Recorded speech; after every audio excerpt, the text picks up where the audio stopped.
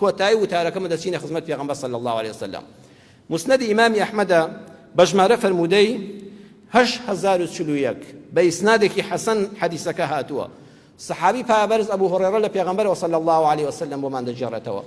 دەفەرمێ کابرایەک هەبوو بە سەر کەشتیەک دەچوو بۆ شارێکی تر خەمر، جا خەمر بە مانای شەراب بێ، بە مانای شەربەت بێ، بە مانای سرکە بێ، شتێکی ئاوای دەفرۆشت، واتە شلەمەنیەکی دەفرۆش بە خەڵک، بەڵام بە دزیەوە ئاوی تێدەکرد.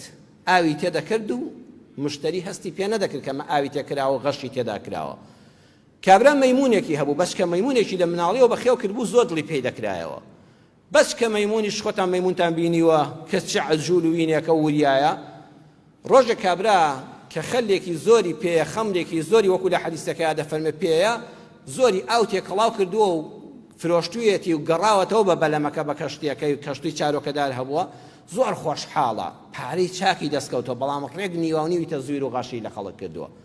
شیسەی پارەکان ئەو کاتەی شیسەی پارە هەبوو بینیوتانە، پارەکان زێڕ بۆ تێدا بۆ دینار و درهەمی زێڕ و زیو لەسەر کەشتەکە دایدەنێ. زۆر خۆشحاڵە کە دەستی خەڵکی بڕیوە و ئەم فێڵەی کردووە کەس پێی نەزانیوە، نیوەی حەقی خۆی نییە. مەیمون شیسە پارە دەبە، پارە هەڵدەگرێ و مەیمون دەڕواتە سەر چادرەکە، داری چادرەکە، مەیمون بە هەموو شوێن هەڵدەگەڕێ. کابرا چی بکات؟ تازە ناتوانێت وەسە کەشتی چارۆکەدارەکە بڕوە.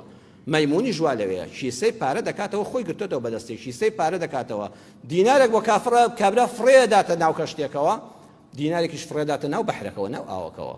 پێغەمبەر صلی الله عليه وسلم فەرمووی فجعل يطرح دينارا في البحر ودينارا في السفينة حتى قسمه. والله بس کە مەیمون پارەکەی دێنا دەیکرد بە دوو کەرتەوە، بۆ کابرای دانەیەکی فڕێدا، دانەیەکیش دەخستە ئاوەکەوە. چاوی لێ بوو کابرا چەند ئاوی تێدەکا، غەشی تێدا دەکەی و بەشی ئاوەکەیە، بەشی ئاو بۆ ئاو دەبێ بڕوە، بەشی خۆشت بۆ خۆت دەگەڕێتەوە. والله بە چاوی خۆتان بەڕێزان ئەمڕۆ شەر نییە بەس کە مەیمون پارەکەت بۆ بکا بەنیوە، ئەو کەسەی غەش لە میلەت دەکەی لە کرێکارەکەەوە تا دکتۆرەکەی کە باسمان کرد. بەخوا منداڵە مەیمونەکەت بۆت دەکا بەنیوە، منداڵی ناساڵح هەیە، هەر بۆ خۆی ناساڵحە، هەیە ئیبتیلای خوای پەروەردگاری پێوەی، من ئەوە ناڵێم، بەڵام زۆرێک لەوانی کە بە غەش و بە فێڵکردن لە میلەتە خۆیان دەوڵەمەند کردووە، منداڵەکەت لێت دەبێتە مەیمون، کوڕە مەیمونەکەت، کچە مەیمونەکەت، ژنە مەیمونەکەت ڕێک بۆت دەکا بەنیوە.